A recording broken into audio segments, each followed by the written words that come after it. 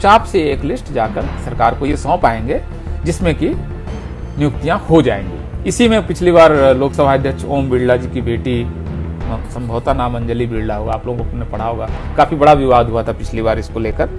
यह है कि ये लड़ाई जीती नहीं जा सकती है। भाई आपने अगर SC/ST एक्ट को बचा लिया, अगर आपने रोस्टर के खिलाफ लड़ाई जीत ली, अगर आपने नीट के खिलाफ लड़ाई जीत ली, लगभग इसी तरह की लड़ाई है, तो कोई वजह नहीं है कि UPSC स्कैम के खिलाफ आप लड़ाई नहीं जीत सकते हैं। मतलब तमिलनाडु क्या क्या लड़ाई लड़े, नीट के खिलाफ लड़े, EWS के खिलाफ सिर्फ नहीं लड़ाई हो रही है। अभी तक तमिलनाडु ने EWS लागू नहीं किया है। आज भी अगर आप EWS आरक्षण तमिलनाडु में लेने जाएंगे तो नहीं मिलेगा। तो तमिलनाडु आखिर कौन सी लड़ाई लड़े? मतलब सारी सामाजिक न्याय की लड़ाई तमिलनाडु के लोग लड़े और उत्तर भारत वाले सिर्फ उसका मजा। सबसे पहले तो एक इसमें इलीगलिटी, जो अवैधानिकता है, वो ये है कि 10% सीटें, बल्कि 10 क्या, लगभग थोड़ा सा ज्यादा ही, 10% से ज्यादा EWS को इसमें रिजर्वेशन दे दिया गया है। जबकि EWS रिजर्वेशन का मामला अभी सुप्रीम कोर्ट से हल भी नहीं हुआ है। आमतौर पर रिजर्वेशन जब लागू होता है और सुप्रीम कोर्ट में चलता है तब तक रुका रहता है। OBC के साथ यही हुआ। लेकिन EWS का आरक्षण अभी सुप्रीम कोर्ट में इसकी सुनवाई भी नहीं शुरू हुई है और EWS को 86 सीटें, मतलब 10, लगभग 11% सीटें ऑलरेडी दे दी गई हैं। तो एक तो पहला घोटाला यह है कि EWS का आरक्षण जब अभी सुप्रीम कोर्ट ने कोई फैसला नहीं दिया, उसकी वैधानिकता पर अभी बहस नहीं हुई है, उसके कानूनी स्थिति अभी स्पष्ट नहीं है, तो EWS को आपने इतनी सारी सीटें कैसे दे दी? अभी तो ये भी नहीं मालूम कि EWS जिसको दिया जा रहा है वो 10% उनकी आबादी भी है कि नहीं है।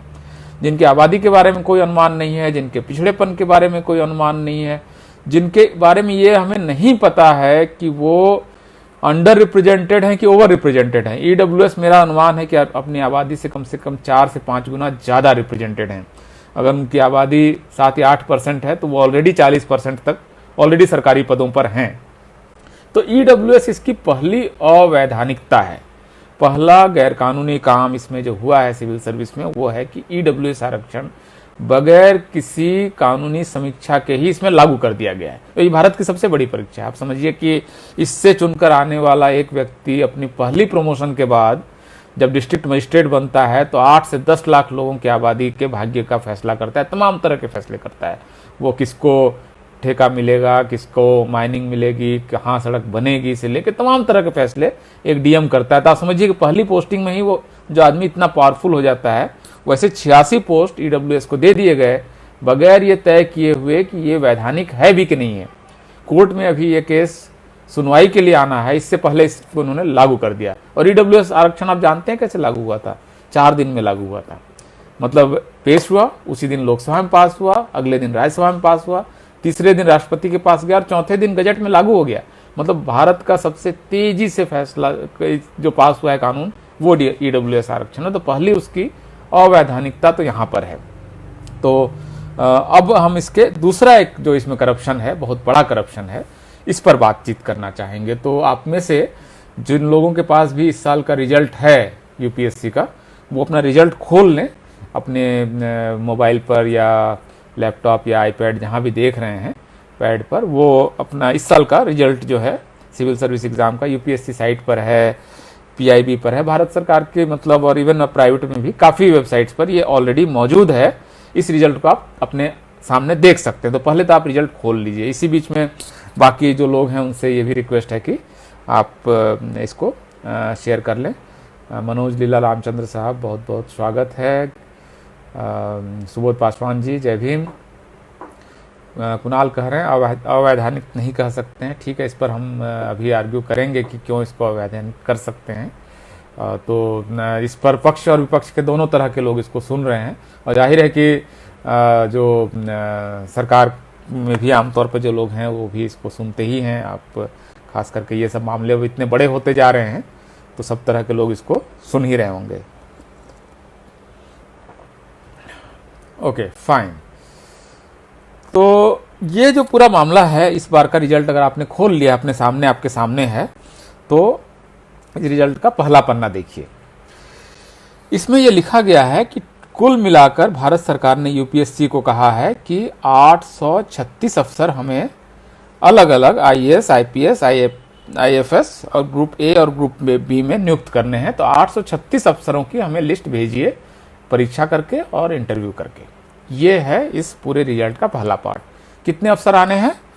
836, 836 इतने अफसर सरकार को चाहिए, भारत सरकार को। और यूपीएससी को उन्होंने निर्देश दिया कि हमें 836 अफसरों की लिस्ट भेजिए।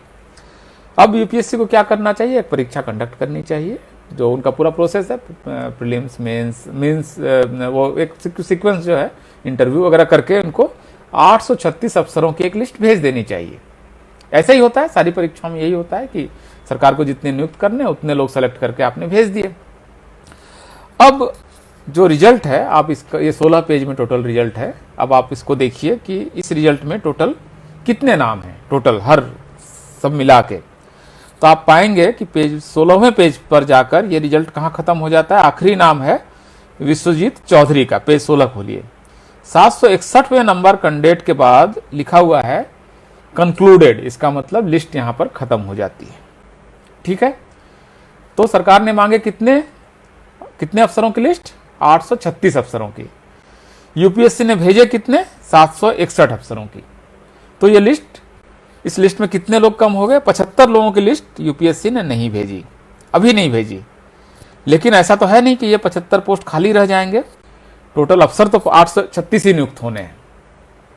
अब 836, अब आप अपने जो भी यूपीएससी के अपने आसपास, आपके आसपास तैयारी कर रहा है परीक्षा की, उससे पूछिए, ये बता देगा कि ये स्कैम क्या है। उनमें से हर किसी को मालूम है कि ये कितना बड़ा घोटाला है, हर किसी को मालूम है। यूपीएससी की तैयारी जो कर रहा है, या तो अभी यूपीएससी की तैयारी जिन्होंने शुरू नहीं की है, जाहिर उसको नहीं मालूम होगा, लेकिन इस देश में कम से कम 10-1 लाख लोग यूपीएससी की तैयारी करते हैं। उनमें से किसी भी स्टूडेंट से पूछ लीजिए तो बताएगा कि ये स्कैम क्या है, किस तरह से घोटाला हो रहा है।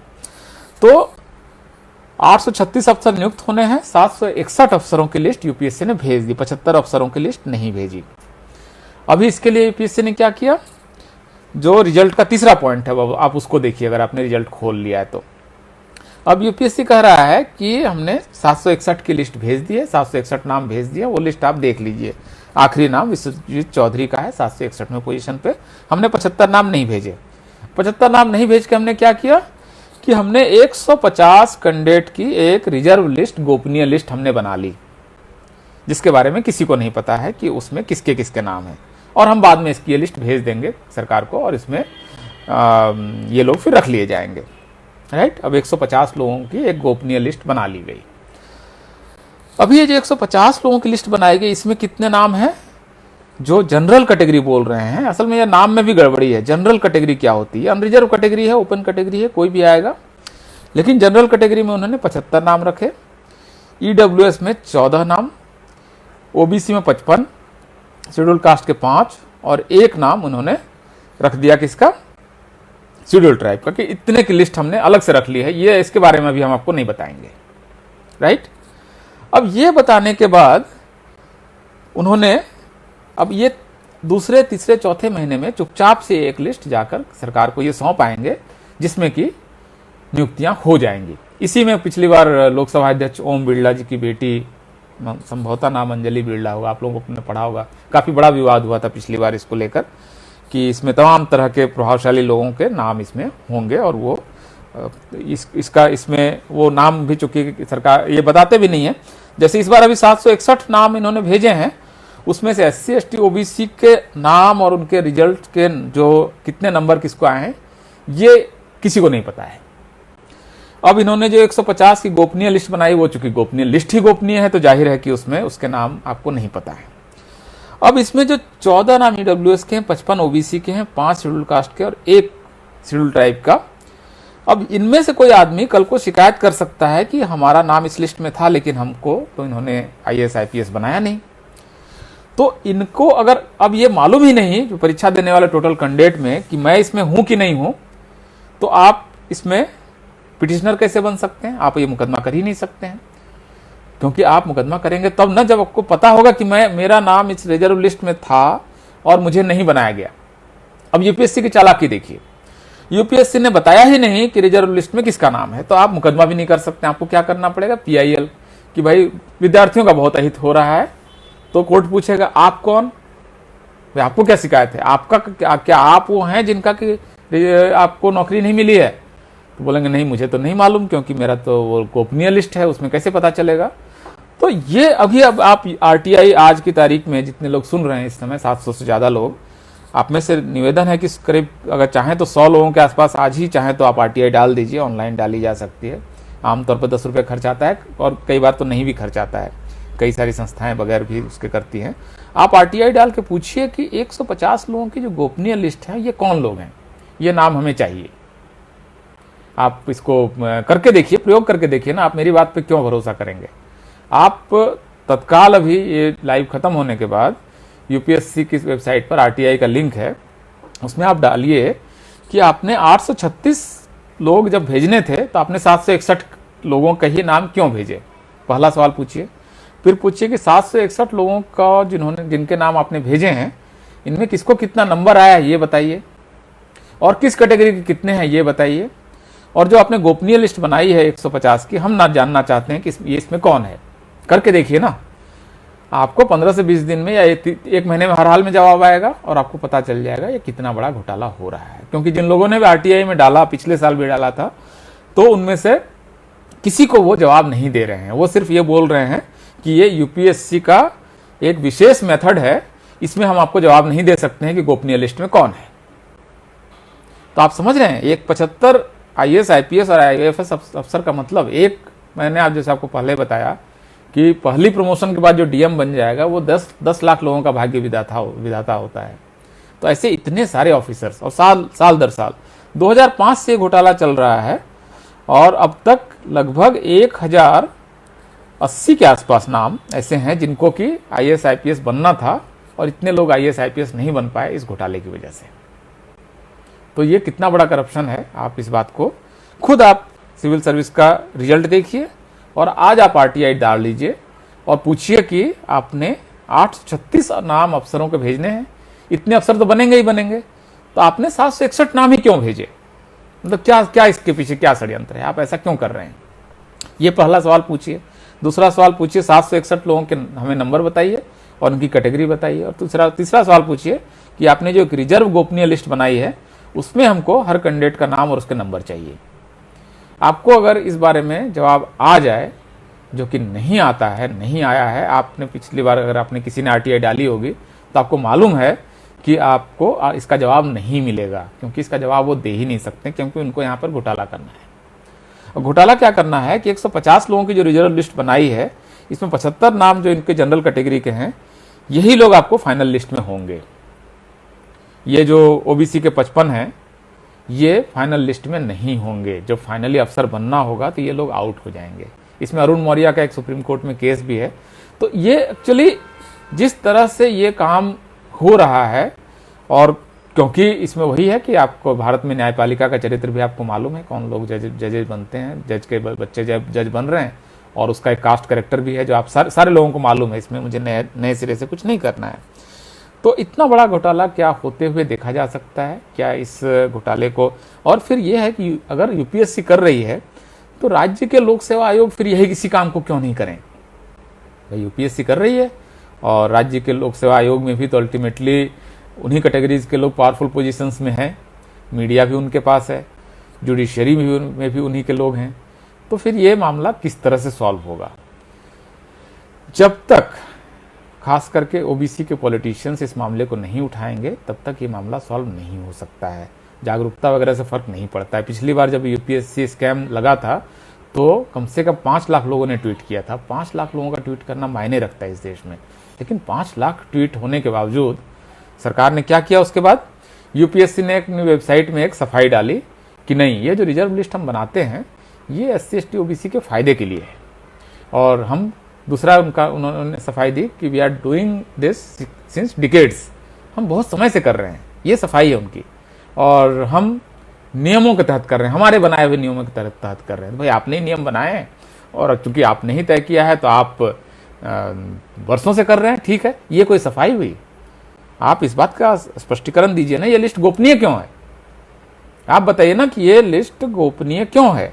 अगर आप इसमें से सारे लोगों के नाम स्पष्ट रूप से, अरुण मौर्य जी भी जुड़ गए हैं, ये खुद इस नियम के भुक्तभोगी हैं, वरना इस समय आईएएस ऑफिसर होते हालांकि बहुत अच्छे पढ़े लिखे व्यक्ति हैं, पीएचडी हैं, तो वो मतलब ठीक ठाक पोजीशन में आज की तारीख में, लेकिन वही है कि वो आईएएस वो बन सकते थे, लेकिन वही गोपनीय रिजर्व लिस्ट, उनको तो उस समय तक तो पता भी चल जाता था कि गोपनीय रिजर्व लिस्ट में कौन कौन है। पिछले 4-5 साल से तो यूपीएससी ने बताना ही बंद कर दिया है कि ये रिजर्व लिस्ट में कौन कौन है। तो ये जो पूरा मामला जिस तरह से हो रहा है, ये अगर फैल गया, राज्यों तक चला गया और राज्यों के लोक सेवा आयोग ने भी इसी तरह से गोपनीय लिस्ट बनानी शुरू कर दी, तो आप समझ लीजिए कि SC ST OBC का बहुत बड़ा नुकसान इस देश में होने वाला है।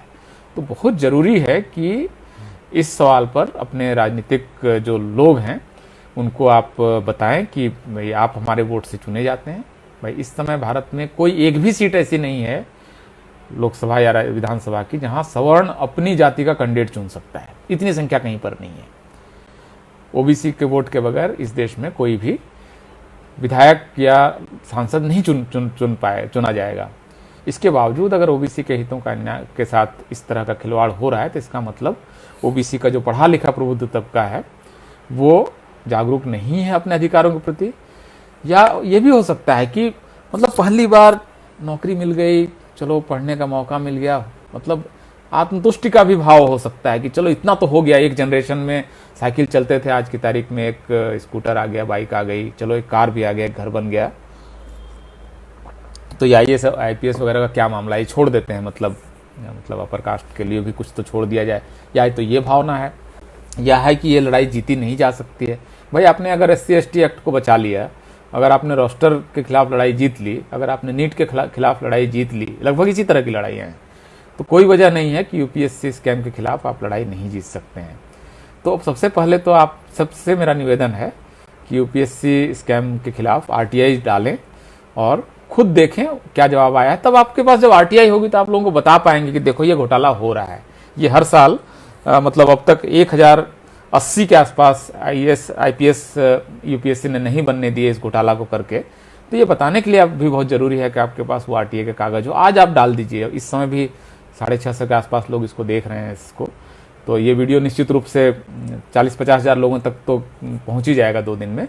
तो जो भी लोग इसको देख रहे हैं आप लोग शेयर भी कर लें, अगर ये बहुत लोग आप चाहते हैं इंपॉर्टेंट है तो ये जो 40-50 हज़ार लोग इसको देखेंगे उनमें से उनसे मेरा निवेदन है कि उसमें कुछ 100 लोग 200-400 लोग तो कम से कम RTI डाल ही दें। और वो कागज जब उनके पास जाएगा, इतनी सारी RTI जाएगी तो उनको वहाँ भी थोड़ी सी हड़कंप मचेगी और एक चेतना भी बढ़ेगी लोगों के अंदर में भी। अपने पास अपना कागज होगा, आप समझिए कि उसकी ताकत बहुत होती है। आपके पास जब RTI होगी और आप जब पूछेंगे कि 836 अफसर चुने जाने हैं, आपने 761 का ही लिस्ट क्यों भेजा, और इस पर जब वो टाल मटोल करेंगे और बच के भागने की कोशिश करेंगे तो आपके पास एक ताकत होगी बताने की देखो यूपीएससी चोरी कर रहा है। तो इसलिए बहुत जरूरी है कि आप इसमें RTI डालें और अपने लोकल जो भी आपके सांसद विधायक उनको बताएं कि ये हो रहा है, आप इसको कृपया किसी तरीके से रोकें, क्योंकि इसकी वजह से खास करके ओबीसी का सबसे बड़ा नुकसान है। क्योंकि ओबीसी का आप देखिए पिछले साल भी जो हुआ तो ओबीसी के सबसे ज़्यादा मतलब रोके जा रहे हैं IAS IPS और IFS के ऑफिसर्स। तो इसके लिए आप अब आपके कोई अगर सवाल हो तो प्लीज़ आप पूछ लीजिए। एक तो हीरानंदन जी कह रहे हैं यूपीएससी के ऑफिस के बाहर बड़ा डेमोन्स्ट्रेशन करना चाहिए, तो बिल्कुल आप लोग अगर ऑर्गेनाइज कर सकें तो कीजिए। कोई प्रश्न अगर है तो आप पूछ लीजिए। किसी को भी अगर डाउट है कि ये करप्शन नहीं है या किसी को लग रहा है कि ये सिस्टम कैसे काम कर रहा है तो वो सवाल पूछ सकता है कि Sanju Kumar Sonkar ji definitely I will file RTI, you are most welcome. Uday Singh Maheshwari ji, Shardul Vikram ji RTI डालेंगे बता रहे हैं, तो आप लोग इसको करके देखिए। मेरे ख्याल से अगर SC ST एक्ट बचाया जा सकता है तो यूपीएससी स्कैम से भी लड़ा जा सकता है। मतलब असंभव नहीं है, खास करके अब के समय में जबकि एक दूसरे से आप इतनी आसानी से संवाद कर पा रहे हैं। आप आज हम एक बात बोलते हैं और कल परसों तक वो, अब ये जैसे ये वीडियो है, ये जो लोग भी यूट्यूब चैनल चला रहे हैं उनसे भी निवेदन है कि आप इसको ले लें। कोई मैं इसको कॉपीराइट फ्री कर रहा हूँ, इस वीडियो को कॉपीराइट फ्री है, मुझे इसमें कोई फाइनेंशियल बदले में नहीं चाहिए। इसको आप जैसे चाहें इस्तेमाल कर लें। तो अमित नागराले जी इस मामले में DMK मुख्यमंत्री, ठीक है, मैं वहाँ उनके सांसद विल्सन साहब से बात करूंगा कि वो DMK भी अगर इस मामले को उठा ले। DMK ने हालांकि इस मामले को उठाया है, लेकिन जब तक उत्तर भारत से कोई समर्थन नहीं आता है ओबीसी के मामलों में जो समस्या दक्षिण भारत के नेताओं को आ रही है। वहाँ पर मैंने कई सारे लोगों से बात की, ए राजा साहब से बात की, डीएमके के कई नेताओं से। वो ये कह रहे हैं कि ओबीसी के मामले की हर लड़ाई तमिलनाडु ही लड़ेगा, ये कैसे संभव है? मतलब तमिलनाडु क्या क्या लड़ाई लड़े, नीट के खिलाफ लड़े, ईडब्ल्यूएस के खिलाफ सिर्फ वहीं लड़ाई हो रही है। अभी तक तमिलनाडु ने ईडब्ल्यूएस लागू नहीं किया है। आज भी अगर आप ईडब्ल्यूएस आरक्षण तमिलनाडु में लेने जाएंगे तो नहीं मिलेगा। तो तमिलनाडु आखिर किस कौन कौन सी लड़ाई लड़े? मतलब सारी सामाजिक न्याय की लड़ाई तमिलनाडु के लोग लड़े और उत्तर भारत वाले सिर्फ उसका मजा ले। मतलब 4000 डॉक्टर इस बार एक्स्ट्रा बनेंगे और उसमें काफ़ी डॉक्टर नॉर्थ इंडिया के होंगे, लेकिन नॉर्थ इंडिया ने क्या लड़ाई लड़ी नीट के मामले में, बताइए। उत्तर भारत के नेताओं ने मतलब बयान तक नहीं दिए इस मामले में। खास करके उत्तर प्रदेश में तो ऐसी चुप्पी है जैसे कि उनको सब सवर्ण वोट मिल ही जा रहा है। पता नहीं किस दुनिया में रहते हैं ये। तो ये जो पूरा मामला है, मेरे ख्याल से इसको लेकर एक उत्तर भारत में खास करके चेतना की जरूरत है। आप जो कह रहे हैं, कई लोग कह रहे हैं कि डीएमके से बात कीजिए। डीएमके से हम लोग बात कर सकते हैं, लेकिन सिर्फ डीएमके के भरोसे आप पूरा डीएमके अकेले उस लड़ाई को कहाँ तक लड़े? और उसको भी डीएम को अपने ईडब्ल्यूएस वहाँ पर ख़त्म करा दिया नीट में। वो सुप्रीम कोर्ट से आके वो जीत के चले गए, फिर केंद्र सरकार ने सुप्रीम कोर्ट से जीत लिया। तो कई बार उनकी लड़ाई थोड़ी मुश्किल हो रही है। नॉर्थ इंडियंस जब तक इसको लेकर, नॉर्थ इंडिया का ओबीसी जब तक होता रहेगा तब तक ठीक है। तमिलनाडु ने आपको बहुत कुछ दिला दिया है इस समय तक ओबीसीज को नॉर्थ इंडिया में, लेकिन थोड़ा महाराष्ट्र ने भी दिलाया है। लेकिन बाकी नॉर्थ इंडिया में वो एक अजीब सी चुप्पी है। जातियां एक दूसरे से लड़ रही हैं। जो यहाँ की सबसे जो लड़ाई लड़ने वाली जाति है, खास करके यादव, उसके खिलाफ इतनी नफरत फैला दी गई जैसे कि रिजर्वेशन। अब ये 75 सीटें अभी लोग कहेंगे कि सर सारे यादव ले जाएंगे, जबकि इसमें से 4-5 से ज़्यादा यादवों के हिस्से नहीं आने वाला है। लेकिन खास करके जो सबसे बहादुरी से रिजर्वेशन की लड़ाई लड़ी जिस जिन जातियों ने, वो सब आज की तारीख में नॉर्थ इंडिया के बाकी ओबीसी जातियों ने उसको विलन की तरह देख लिया है कि सारा आप ले जाएंगे। तो मतलब भाई लड़ेगा वो, और अगर उनकी संख्या भी है तो थोड़ा ज़्यादा ले जाएगा। लेकिन आप इसके बगैर, इन सारी जातियों को साथ लिए बगैर कौन सी लड़ाई लड़ने जा रहे हैं? तो ये झारखंड सरकार को भी इस लड़ाई में सामने आना चाहिए। करके देखिए, बात करके देखिए सुधीर मुर्मू साहब, अगर हो जाए तो अच्छा है। महाराष्ट्र में छगन भुजबल साहब से इस बारे में चर्चा हुई है और वो अब इसको निश्चित रूप से महाराष्ट्र में काफ़ी चेतना है इस मामले को लेकर। अगर ये ज़्यादातर सीटें असल में शेड्यूल कास्ट की होती तो ये लड़ाई आप जीत चुके होते। शेड्यूल कास्ट के अधिकारों को छीनना बहुत मुश्किल होता है। शेड्यूल ट्राइब के भी अधिकारों को छीनना थोड़ा मुश्किल होता है। ओबीसी की, क्योंकि ये ज़्यादातर सीटें हैं, ये ज़्यादातर लूट हो रही है ओबीसी की सीटों की। और ओबीसी के अफसर भी चूंकि कम हैं, शेड्यूल कास्ट जितने ऊंचे पदों पे है उतना ओबीसी का है नहीं। ओबीसी शेड्यूल कास्ट के पत्रकार भी हैं संख्या में, लेकिन ओबीसी का है नहीं। तो ओबीसी असल में इसमें ज़्यादा लूटा जा रहा है। इसलिए भी ये लड़ाई लड़नी मुश्किल है, क्योंकि ओबीसी के हितों को खा लेना बहुत आसान है। सरकार को लगता है कि मतलब लड्डू है जिसको कि बहुत आसानी से निगल लेंगे। तो खास करके उत्तर भारत के लोगों से मतलब निवेदन है कि मुझे आप लोग खड़े होइए, नहीं तो फिर आपका तो मतलब ये तो इस तरह से अगर सारे स्टेट पब्लिक सर्विस कमीशन कल को फिर बैंक से लेके सब जगह ये अगर मॉडल हो गया कि गोपनीय लिस्ट बनने लगी, यूपीएससी कर रहा है, सोचिए, जहाँ आईएएस आईपीएस चुना जा रहा है, तो बाकी लोग भी तो आसानी से कर सकते हैं। तो ये एक संजू कुमार सोनकर कह रहे हैं SC/ST कमीशन और नेशनल ओबीसी कमीशन को आप चिट्ठी लिख सकते हैं। हम लोग भी वहाँ बात करेंगे कि इस मामले को वो उठाएं। 55 सीटें तो ओबीसी की गई है ना 75 में, तो 75 में 55 अगर ओबीसी की गई है तो सबसे ज़्यादा तो ये ओबीसी का मुद्दा होना चाहिए। लेकिन वही है कि ओबीसी अगर उनको लग रहा है कि मतलब बीजेपी के साथ मिलकर पहले मुसलमानों को ही निपटा लें, अगर यही इस धारणा में है तो फिर वो वही कर ले और अफसर बनने का सपना धीरे धीरे वो देखना छोड़ दे। और बैंक लोन ऐसे ही नहीं मिलता है ओबीसी के लोगों को। और अगर आप सरकारी कर्मचारी भी नहीं बन पा रहे हैं तो खेती में पड़े रहिए, जहाँ पर एमएसपी अब ख़त्म ही हो रही है, जो केंद्र सरकार ने नियम बना ही दिया है। तो जो किसान कानून है वो ज़्यादातर तो ओबीसी के ही हितों के खिलाफ काम करेगा और किसान जातियों के खिलाफ काम करेगा। तो खेती आपकी चलनी नहीं है, बैंक लोन आपको मिलता नहीं है, तो आपको बिजनेस आप कर नहीं पाएंगे। तो ले दे के थोड़ी बहुत लठैती कर लीजिए, या नीचे वाली जो नौकरियां हैं वो दरोगा वगैरह उसके नीचे वाली नौकरियां करते रहिए, उसको लेकर किसी को परवाह है नहीं। तो ये असल में स्थिति है।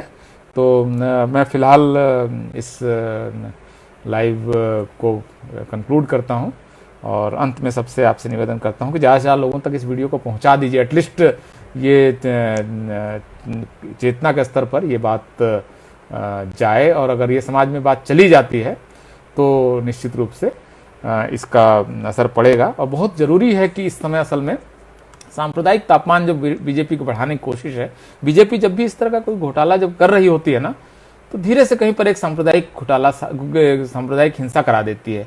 यूपीएससी रिजल्ट से ठीक पहले आपको हमेशा कोई ना कोई एक कम्युनल वायलेंस आपको दिखेगा। इस बार जैसे आसाम में हुआ है, तो एक कम्युनल वायलेंस कराकर उस समय ये मतलब जिसको बोलते हैं बाई स्टील्थ, चोरी से कुछ पास करा देना। तो ये एक बीजेपी की स्ट्रेटजी के तौर पर, जैसे लेटरल एंट्री का जब आंदोलन जैसे तेज हुआ था, उन्होंने दिल्ली के दंगे करा दिए। तो ये स्ट्रेटजी के तौर पर बीजेपी बहुत सफलतापूर्वक इस काम को कर रही है, बहुत एफिशिएंटली कर रही है, और इसको लगातार कर रही है। लोगों को की नजर ही नहीं पड़ रही है कि जब भी हमारा कोई इशू आता है उस समय एक सांप्रदायिक हिंसा क्यों हो जाती है। इतना सा भी लोग समझने को तैयार नहीं है। इस सांप्रदायिक हिंसा भाई आपके हितों की आपके 55 सीटें ओबीसी की जा रही हैं, क्या ये सीटें मुसलमानों के पास जाएंगी या ईसाई के पास जाएगी? ये सवर्ण हिंदू ही तो खाएगा ना। लेकिन आप लड़ किससे रहे हैं? तो सांप्रदायिक तापमान कृपया न बढ़ने दें ज़्यादा। इसमें आपका बहुत अहित है और इसके नाम पर आपको बहुत ज़्यादा नुकसान हो रहा है। इसको आप अगर नहीं समझ पाएंगे तो आप घंटा बजाते रह जाएंगे। और राम मंदिर ट्रस्ट में भी ओबीसी को जगह नहीं मिलेगी। एक मेंबर नहीं वहाँ पर ओबीसी का, जहाँ पर हजारों करोड़ रुपया भी इकट्ठा हो रहे हैं, वहाँ पर ओबीसी का तो एक भी आदमी नहीं है। ओबीसी के लोग जो इस आंदोलन में थे वो आज की तारीख में सारे गायब हो गए।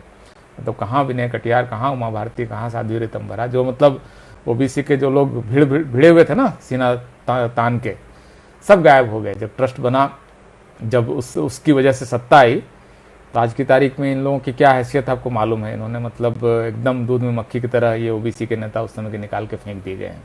तो ये बीजेपी है, इसको आप समझिए और कृपया सांप्रदायिक तापमान न बढ़ने दें। ये बढ़ेगा तो फिर आप ये लड़ाई नहीं लड़ पाएंगे। ये दोनों चीज़ साथ साथ नहीं हो सकती है। आपको बहुत ज़्यादा कोशिश करनी पड़ेगी कि आप उस ट्रैप में ना फंसे। और ये ट्रैप बीजेपी हर बार डालेगी। जब भी इस तरह का कोई घोटाला करना है, लेटरल एंट्री करना है, तो वो आपको उस समय दंगा करा देगी। आपका ये कोई भी इशू आएगा, रोस्टर का होगा तो एक कहीं पर हिंसा करा देगी। तो ये आपको इससे थोड़ा बच के चलना पड़ेगा और डिमांड करनी पड़ेगी सरकार से कि आप पारदर्शी हों, आप गोपनीय लिस्ट वगैरह ना बनाएं। आप जो लिस्ट बनाएं वो डाल दें, हमें दिक्कत नहीं है। आपकी दिक्कत क्या है? आप सारे लोगों के नंबर क्यों नहीं डाल देते हैं भाई? यूपीएससी ने एक परीक्षा ली, हर किसी को कोई ना कोई नंबर तो मिला है ना, वो नंबर आप वेबसाइट में क्यों नहीं डाल दे रहे हैं? मतलब कितनी हैवी वेबसाइट हो जाएगी। आप मतलब 1000-5000 लेके थोड़ा सा और सर्वर बढ़ा कर लीजिए। आप सारे लोगों के नंबर क्यों नहीं डाल दे रहे हैं? तो इतनी बुनियादी डिमांड यूपीएससी नहीं मान रही है, क्योंकि सरकार उसके पीछे है, उसके पीछे कोर्ट है, जुडिशरी है। तो ये स्थिति है। तो बहुत बहुत शुक्रिया, आपने इस लाइव में आप हमारे साथ जुड़े रहे। सारे लोगों का शुक्रिया, मिथिलेश यादव जी, रामकरण मीना जी, सत्यशोधक जेपी, इमाम अहमद साहब, रंजीत सिंह जी, काफ़ी लोग जुड़े हैं। सबका नाम लेना भी संभव नहीं है। तो आप सब लोगों का बहुत बहुत आभार। और आप लोगों के जो कमेंट्स आए, अमोल खरांजे जी, कितने दिन कुंभकर्ण जैसे सोते रहेगा ओबीसी भाई बहुत इसके सोने की कैपेसिटी बहुत ज़्यादा है। मतलब वरना ओबीसी आरक्षण बाबा साहब ने व्यवस्था की थी आर्टिकल 340 कब, जब संविधान लागू हुआ उस दिन 26 जनवरी 1950 को व्यवस्था कर दी थी। और लागू हुआ कब जाके, इसका एक क्लॉज लागू हुआ जाके आपको 1993 में। मतलब इतना तो सोता है ओबीसी। और उसका मतलब आज की तारीख में शेड्यूल कास्ट की तुलना में ओबीसी के ऑफिसर्स आधे हैं। मतलब शेड्यूल कास्ट ने अपनी जागृति से इतना कुछ हासिल कर लिया है। उसने इंग्लिश एजुकेशन शेड्यूल कास्ट के लोगों ने पकड़ा है, वो फॉरेन जा रहे हैं। ओबीसी का आदमी, मैं अमेरिका में गया था तो मैं ढूंढ रहा था कि भाई ओबीसी का कोई अफसर कहीं कोई ओबीसी के लोग मिलें, तो उनकी अभी हैसियत नहीं बनी है कि वो वहाँ पर जाकर वहाँ कोई क्लेम अपना बनाएं और अपनी पोजीशन हासिल करें। तो ये समस्या है। बहुत बहुत शुक्रिया और आप लोगों का आभार। अब नेशनल दस्तक की आपसे गुजारिश है कि अगर इसको बचाना चाहते हैं तो नेशनल दस्तक को सब्सक्राइब करने के लिए रेड कलर के सब्सक्राइब बटन को दबाएं, फिर बेल आइकन की घंटी दबाएं। नेशनल दस्तक को बचाने के लिए बहुत जरूरी है कि हर खबर को शेयर करें, लाइक करें, कमेंट जरूर करें।